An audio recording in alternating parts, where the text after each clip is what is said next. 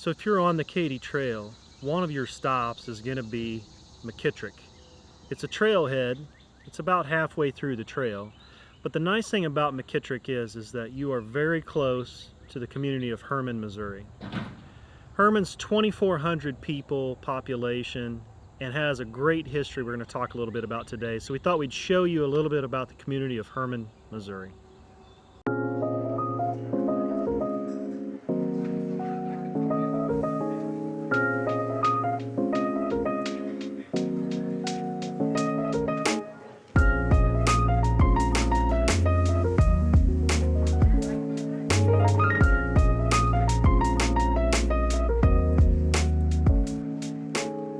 So Hermann is named after a warrior by the name of Hermann, who was opposing an invasion by the Romans, and thus this community was named after it. But settled early on in the 1800s by German influences who came here to establish a new community.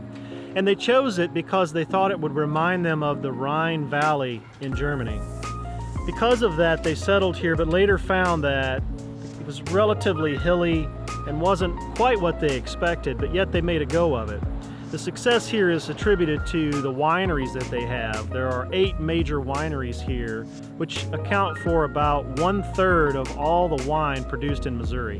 So they're pretty much known for their wineries, but they also still have this great German influence. Things like sausage and Oktoberfest are well known in this community.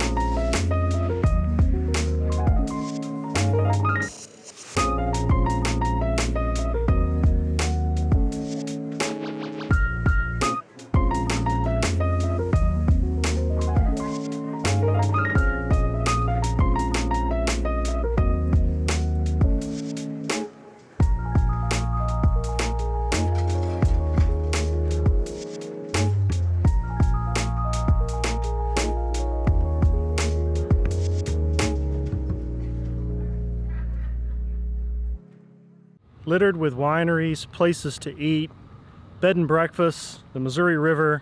You can see there are a lot of things here to hold your interest. I would just encourage you that if you're making your way down the Katy Trail and you get to that McKittrick trailhead, give some consideration to coming to Hermann, Missouri. It's a great place to check out. Lots of fun historic things here, a lot of great classic architecture, German culture, and good food. Not to mention, there's plenty of wine here. So I hope you'll give it some consideration. I hope you've enjoyed this. Thanks for watching today. We'll see you again soon.